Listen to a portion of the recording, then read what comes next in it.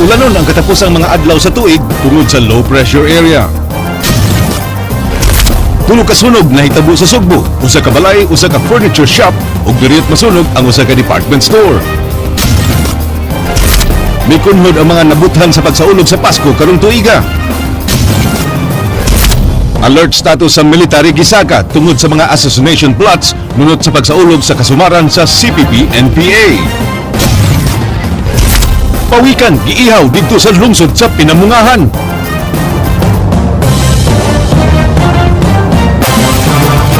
Mayong hapon Sugbo, Kabisayan, ani na mga balita uban ang kinatibuk ang puwersa sa News 5 Cebu karong adlawng Biyernes petsa 26 sa buwan sa Disyembre tuig 2014. Ako sa Dennis Tanok. Amo nang ihatod ang mas sayong pagbalita inubanan sa mas komprehensibong impormasyon. Ako si Andrea Patania. Happy ka dito ngayong Pasko.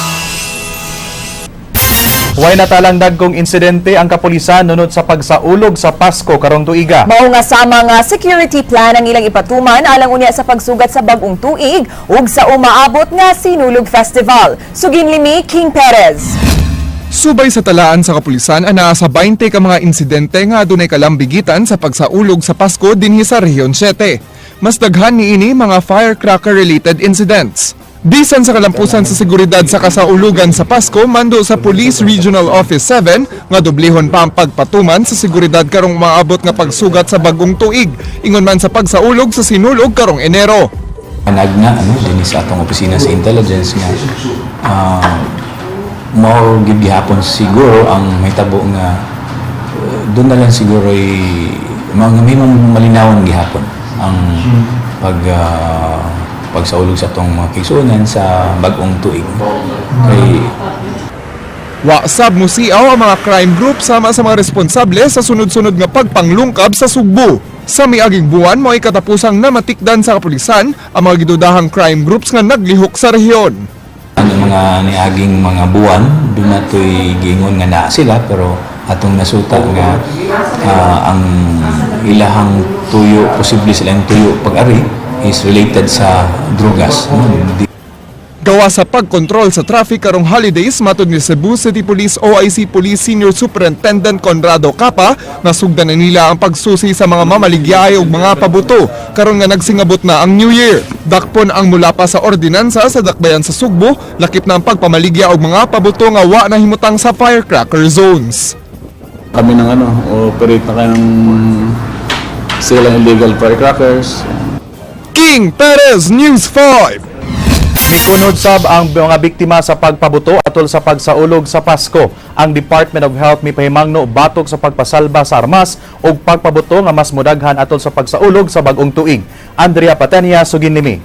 Gabi na sa RHO. Gikan sa siyam ka kaso nga natala sa Regional Epidemiology and Surveillance Unit Kunresu 7 kagahapon, misa ka ngadto sa 22 ka mga kaso sa nabutan ug pabuto ug naigo sa saag nga bala atol sa kasaulugan sa Pasko ang natala dinhi sa Central Visayas as of 10 a.m. karong adlaw. Mas mubo kini og 4% kun itandi sa 23 ka kaso nga natala niadtong miaging Pasko. Apan labaw lang kini og usa sa statistics niadtong 2013. Sa 22 cases karong tuiga, 20 niini ang firecrackers related, samtang duha ang naigo sa saag nga bala nga pulos na hitabo sa dakbayan sa Sugbo. Usa na niini si Redemir Abelia nga napusilan sa Abaga dinhi sa barangay Dulhu Fatima. Apan giklaro sa ang mga paryente nga wa nagpasalbar ang suspect tungod sa pagsaulog sa Christmas Eve, kundi dunag yun kinituyong gipusil, apan napalgan lang si Redemir. Sa 20 ka firecrackers related incidents, 3 ka pasyente ang gikinahanglan nga i-amputate, 12 ang blasts or burns without amputation, ug 5 ang eye injuries.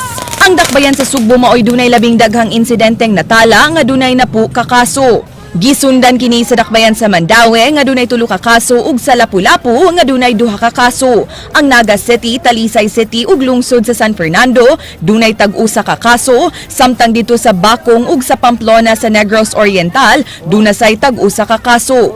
Usa sa mga nabutan kining construction worker nga si Jomar, nasama di ang agtang human naigo sa gipabutong whistle bomb sa iyang silingan dinhi sa barangay Kamputhaw. Ang nakapait pa, wa siya masayod kung kinsa ang nagpabuto niini.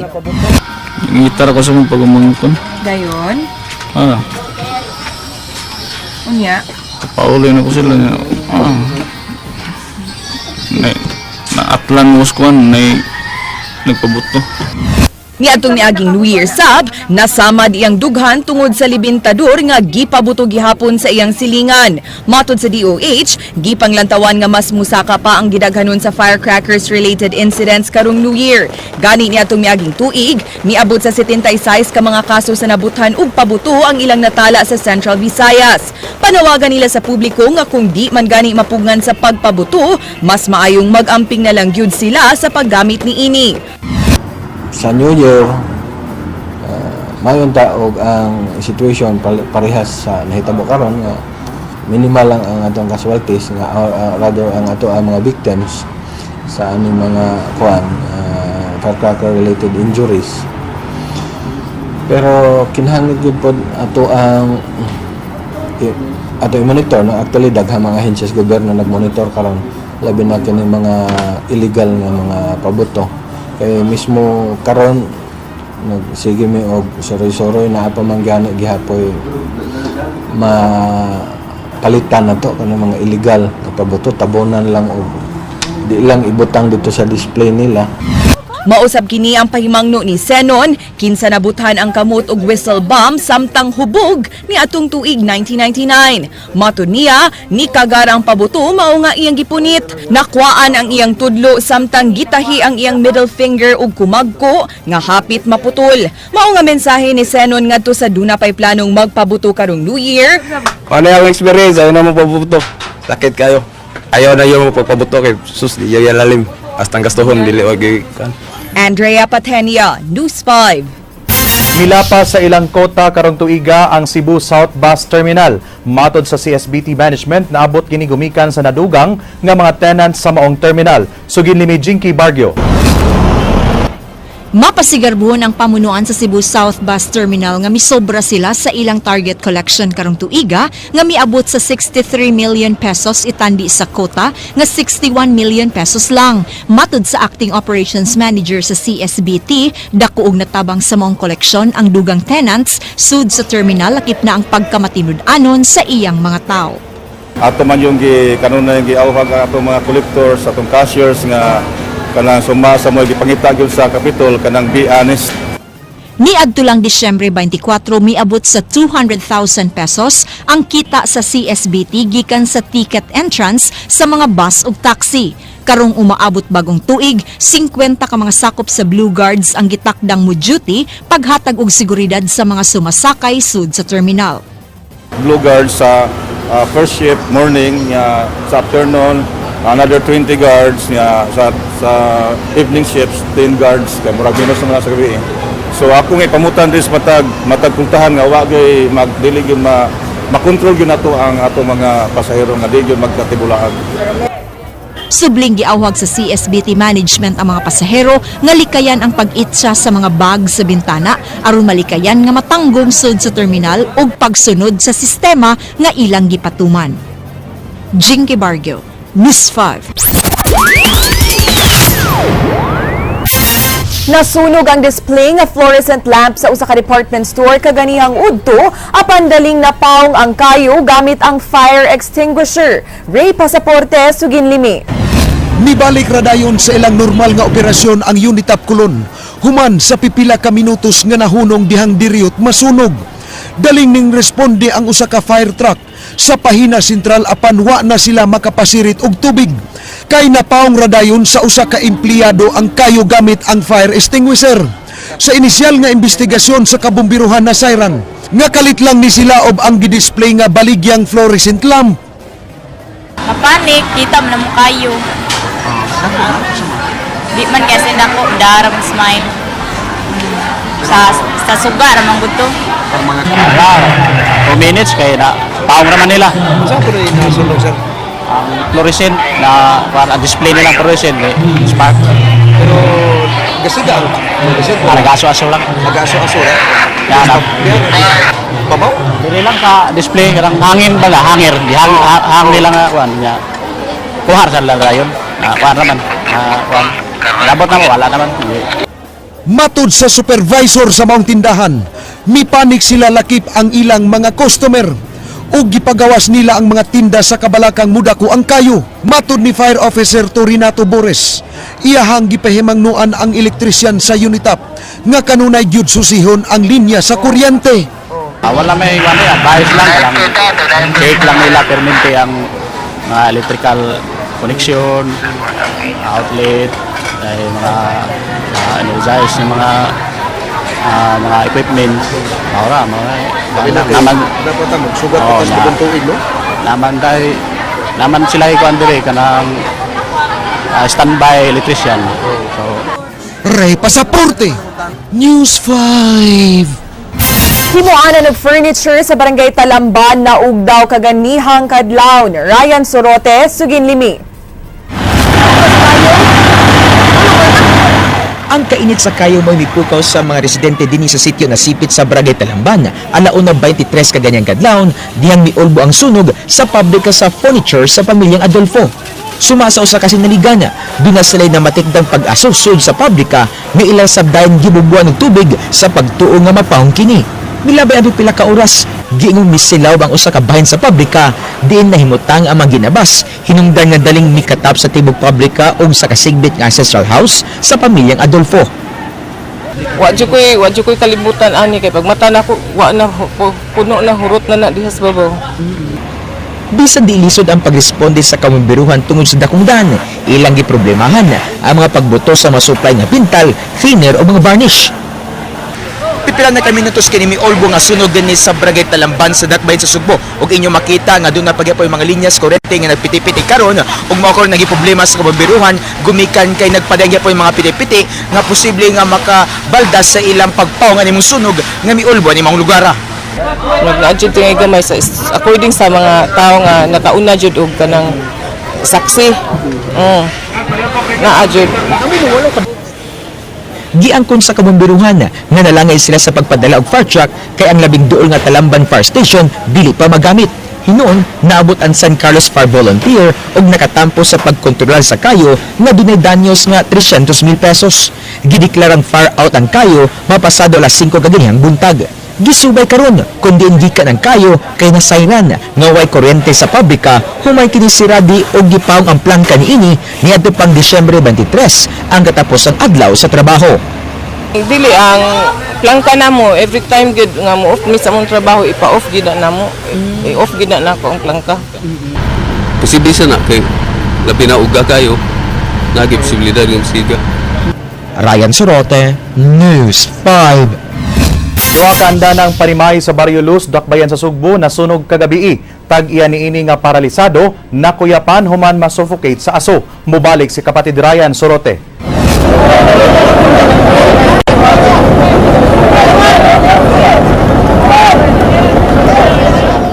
Gitabang sa mga responding bombero ang usa ka paralisadong lalaki nga natrapsod sa iyang nasunog nga panimay sa may Ayala Access Road sa sitio Kalinaw, Barangay Luz, Dakbayan sa Sugbo. Dalang gikanaog ang biktima gamit ang pisi kay nakuyapan human makahanggap og itong nga aso gikan sa unang andana sa panimay sa pamilyang Pilayo diin gingong nagsugod ang sunog. Suway nga giluwas sa mga residente ang biktima apan dako na ang kayo sa may hagdanan hinungdan nga natrap og nakuyapan kini samtang nangayog pakitabang. Stable na ang kahimtang sa biktima bisan og nabasa sa pagbunog sa uwan atol sa sunog. Pag-abot sa naman dito, unang ni-report sa mua na nadyo na trap tao sa babaw. So, ang among priority ang pagkuha dyan ang trap sa babaw. Alas 10:05 na dawat sa kamambiruhan ang alarma nga dunay danyos nga 10,000 pesos. Wanaw sa makakatap ang kayo sa kasibit nga mabalay o gideklarang fire out pagkatadtaod kay ginama kini sa semento o natabang ra kini dayon sa mga residente. Gitumbok nga gigikanan sa kayo ang exhaust sa aircon nga nimutang sa ground floor. Kini ang gisubay sa kamambiruhan base sa kadaot sa aircon nga gituoang nabiyaan og nag-overheat. Ano exhaust diha kayo naman wala may makita. Exhaust sa yung aircon. Ilag check up nilang mga kwan, ilang connection wiring. Ryan Sorote, News 5. Gipaybaw sa pangu sa Division for the Welfare of Urban Poor Kundiwop sa Dakbayan sa Sugbo nga si Attorney Colin Russell nga sa unang kwarter sunod tuig ilang paningkamutan nga iimplementar ang housing project sa syudad. Dunay 27 ka hektarya nga luna ang ana karon sa Bukirang Barangay sa Binaliw sa Dakbayan nga mao'y tukuran sa housing project. Matod ni Russell kung unsay gisunod nga palisiya sa private subdivision, o usab kini ang matagamtam sa beneficiaries sa housing project sa Barangay Binaliw.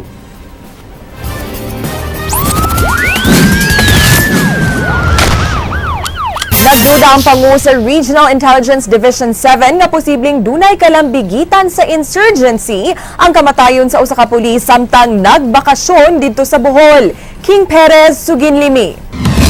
Adunay kamanduan si Police Regional Director Prudencio Tom Banyas nga magtinabangay ang mga intelligence officers sa kapulisan sa rehiyon sa pagsusi sa kamatayon ni PO1 James Ryan Bazar. Kinsa gipusil patay sa Trinidad, Bohol niadtong gabi sa Disyembre 23, human tulisa uban ang iyang uyab. Misud na ang Regional Intelligence Division sa pagsusi sa maong krimen. Lakip na niini ang pagpada sa ilang mga sakop sa lugar nga nahitubuan sa krimen. Doon na ba ni relasyon sa insurgency o sinkuan balang gini, tinudangay balang ni na pulis lang nga diin sila na timingan yun nga nabiktima. Bisan pa man nga adunay witness sa maong hitabo na himong suliran karon sa RID ang pag-identify sa mga testigo sa duha ka lalaking gidudahang mga tulisan. So, to be honest, no, I think ito lang yung i-share sa atong mga igsuunan nga sa pagkakaroon wala pa tayo mahatag na identity sa kung kinsa nagsige pa og imbestiga. Nahinabi na sab sa mga sakop sa RID ang uyab sa biktima nga si PO1 Mary Jane Bebiro. Gingong nakabantay na siya nga dunay nagsunod nga motorsiklo kanila dito pa lang sa Ubay, Bohol. Pagkakaroon siguro isa napasya sa sitwasyon nga medyo shock pa. So wala sa pugsa sa mga investigador. So wala siya ma-identify sa mga pictures ng itong pagkita o picture. Malaumon gihapon ang RID nga maresolba dayon ang maong krimen bisan pa nga kuwang ang impormasyon sa pag-identify sa duha ka lalaki. Tambag ni Officer in Charge sa Cebu City Police Office, Conrad Capa, nga dili magkumpiyansa matag pulis sa ilang seguridad bisan pa man kun wa kini nagtrabaho. Minsan all these months, all these years wala nangyayari and then it happens. We are caught off guard, no? So, dapat lagi yung defensive. King Perez, News 5. Laing lalaki nga mouli unta sa Tagbilaran City, Bohol, wa makasakay og barko diyang nadiskubre sa mga security personnel sa Pier 1 nga duna kini nga drogas. Mubalik si King Perez. Ana karon sa selda sa Pier 3 ang 33 anyos nga si Feliciano Ampong kinsa nakuhaan og droga sa mga sakop sa Port Police kaganihang buntag. Mupauli unta sa Tagbilaran City, Bohol ang dinakpan. Matod sa arresting officer nga dihang gihimo ang mandatory frisking, gipablihan sa security kang Ampong ang usa ka gisilyuhan niyang butang nga gisud sa usa ka plastic bag. Apan wa kini niya ablihi, mao nga nagduda ang security sa maong terminal. Nanigar pang dinakpan nga tambal ra kuno ang sud sa putos. Apan dihang giablihan duha ka pakete sa gidudahang shabu may nakuha sa Port Police. Ano siya, niingon siya nga tambal ko na isulod ato. So, pagtanaw niya, gi-sealed man, mo to iyan nilang giagi sa ato monitor sa x-ray. Mablihan niya, pangamo ko mablihan pero pinadara ba po to. Hindi nga siya nga pwede ibutang yung tray, di akong ibutang sa tray. Iyang isul sa x-ray, pag gusto niya sa x-ray mo, bumagulong kasi tipo mo sa kuhan. Depensa ni Ampong nga wa siya masayod nga droga sang sud sa maong putos. Kay igora kining gipadasa yang higala o gitugon siya nga ihatod sa inahan ni ini. Bubuingon na nagkaroon na og daotan nga nang ibang gupunanaw ng mga hinga nga kuan nga mag ang ko magpasmay mo ba ko kay baba o rin na bang isugo niya nga na ba isugo kayo pulugan ng kuan. Ko or dili pas ko bisan ang amo security diri is heightened gyud. King Perez, News 5. Usa ka pawikan ang giihaw didto sa lungsod sa Pinamungahan. Ulo na lang og ang shell nga ang nabilin og wa na ikita ang nag-ihaw niini. Ani ang exclusive report ni Jinky Bargio. Dini sa buhatan sa Provincial Aquaculture Development Center sa lungsod sa Pinamungahan, gida kining dako nga pawikan nga nakit-an sa mga bata pasado alas 9 ang takna kagahapon sa buntag nga ilang nakit-an daplin sa baybayon sa sitio Bonbon sa naasi nga lungsod. Dunay mga lalaki ang nakit-an nga milapa sa pawikan, dayon sibat sa lugar o gibilin na lang kining bayanan ini. Gibunalan pa ang ulos sa pawikan dayon kinigiputol. Sa itsura sa mananap, tataw kaayo nga karnera ang tuyo nila.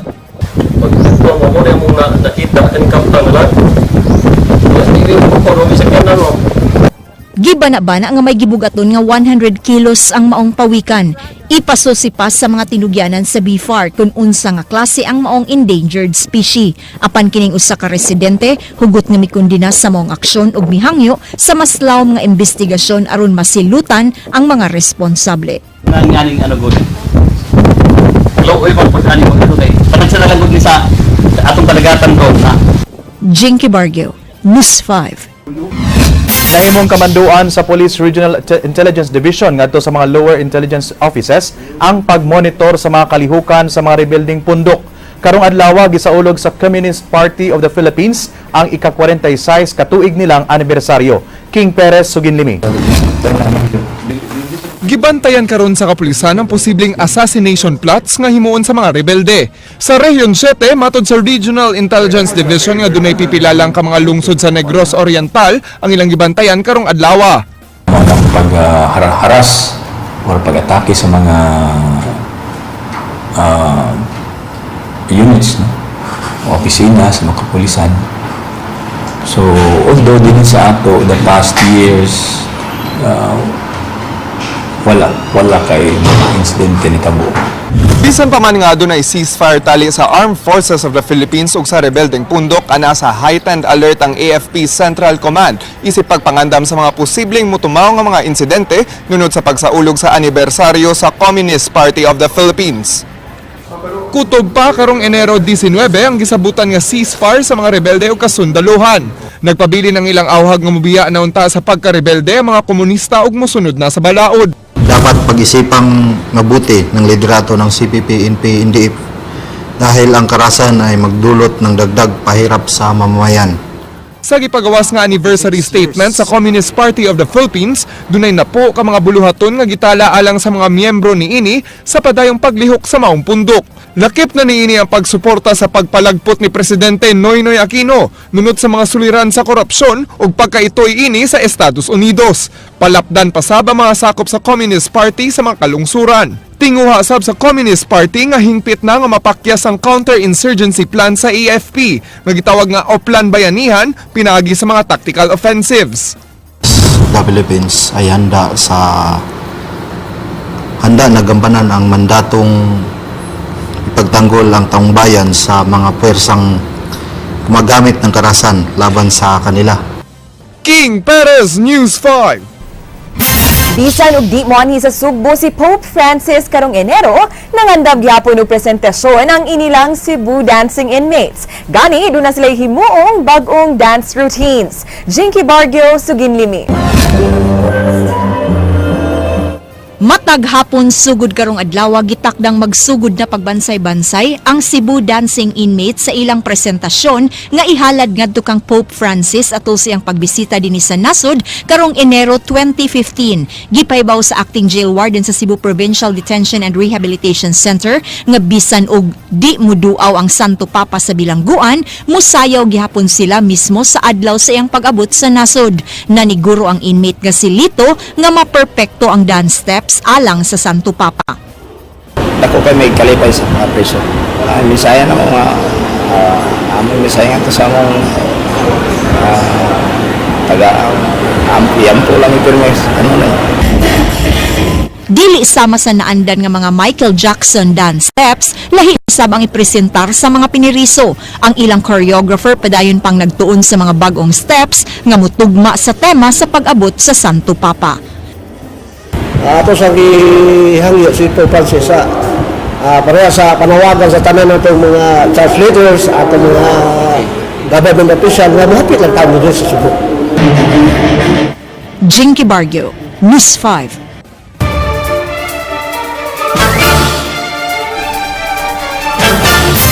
Gibana-bana nga uwanon ang duha ka katapusang adlaw sa tuig 2014. Kini gumikan sa usa ka low pressure area nga gipanid-an sa Pag-asa. Ania ang report.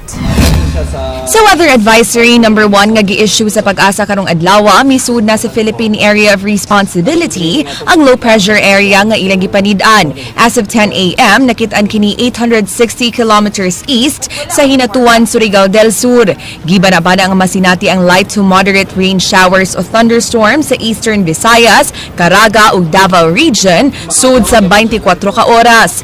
Gihulagway nga paspas kayo ang movement sa LPA. Apan base sa model sa Pag-asa karon, giingong menos ang posibilidad nga mahimo kining usa ka bagyo. So less chance ang gyapon base sa atong mga gigamit nga software or mga models, less lang gyapon siya. Pero di gyapon ta mo kumpiyansa kay napamo siya sa dagat. So kung napa siya sa dagat na posibilidad slim chance nga mo develop into tropical cyclones. But ano reason ani sir anong lesser ang chance na? Less siya kay tungod ang kuan ang amihan ni prevail lagi sugod sa tua. So kung ang amihan high pressure then ang low pressure di na metabo mo duol og high pressure kay matunaw man siya or mag-dissipated lang siya. Gibanabana nga ang labing kusog nga uwan nga ihatod ning maong LPA sa nasud, mas sinati karong petsa 30 o 31. Pero makita siya within sa vicinity sa southern Luzon which is ang kanil sa Bicol region diri napita. So mapiktaran sila, makasinati silang pag-uwan to light to moderate lang. When na siya adlaw? Mga 30 to 31. Andrea Patenia, News 5. Happy ka dito ngayong Pasko. Andi karong holiday season wa og tuo ang mga parties og di malikayan nga dunay mabilin nga pagkaon. Okay, anugon man sabden no nga ilabay ang sobra nga pagkaon, dunay pahimangno ang Health Department. Ania ang report. Napuno na og mga salin sa Noche Buena kining refrigerator sa pamilyang Limoran dinhi sa barangay Kamputaw. Nagkaraiyang klase sa pagkaon ng ilang gipanghipos sama sa spaghetti ug lechon. Ihipos kay sayang man. Oo, niya magamit pa ba ikaugma? Pamahaw, snack baron. Apan mi pahimangno ang Department of Health nga kinahanglang maayo ang pagkatapig sa mga salin nga pagkaon aron malikayan ang food poisoning. Ambag sa DOH nga sa di pa isud sa refrigerator ang pagkaon, initon usa kini, dayon pabugnawon. Ang sobra, initon sa daan, pabugnawon, then di na ito hilabtan, then pagkabugna-bugna na, ay pa isod sa ref. Kaya huwag ka na mga sobra, isod di mo diretso sa ref, di ka kiba o na-contaminate mo to siya. Whereas kung imong initon, mapatay ba ito ang posible nga bacteria o unsado itong naka-contaminate, and then pag store mo sa ref, minus na kayong chance nga na ay mo multiply dito nga organism kaya nainit naman ni mo daan. Kung daghan sab ang nahabilin nga pagkaon, mas maayong di kini isud sa dakong sudlanan ug ibahin-bahin sa mga gagmay nga sudlanan aron patas ang pagbugnaw sa pagkaon. Labi na pagkaon nga, bitaw, example spaghetti dagko kay kanister, di mo gina masud maayo sa bugnaw ng nastunga nga part. Wala ginagmay-gagmay lang gid unta ang masud. So ang storage ginagmay nga containers. Mas maayo sa nga masaturate gid sa bugnaw ba? Masud gid siya sa bugnaw. Para ba daw ng mga karne nga hilaw pa nga sa kadagko di kayo siya masud sa kabugnaw. Noto mo alam to magsugod og ka panis ang katong part sa karne nga wa kayo mabugnaw. Di sab advisable nga ibutang og sobra sa duha ka adlaw sa refrigerator ang pagkaon kay gawas nga magkadaghan ang bakterya, magkawagtang sab ang nutrients niini. So, doon na mo matawag na to kuan kana shelf life ang kanang mga pagkaon ba kanya doon na pag yung bakterya di magita ka garantiya nga giinit nimo patay na to tanang organism nga pwede na present dito ba. Labing maayong buhaton matod pa sa DOH nga magluto lang gyud alang sa 1 to 2 meals consumption aron malikayan ang pagkausik sa pagkaon. Andrea Patenia, News 5. So kung dili masangay ang pagkaon, i-share na lang sa silingan. Yes, mas maayo di ba kay Christmas season is the season of giving. So if namoy laing option, pwede ninyong i-store sa inyong refrigerator kung di panghatag sa itong mga silingan, di ba? Kaysa maanugon lang kung mapanos or ilabay nimo. Sumugad to ang mga balita sa Action Bisaya kini si Dennis Tanok. Daghang salamat, ako si Andrea Patania. Bisan asa, bisan kanus kapatid. Kay di lang kutob sa balita, Action!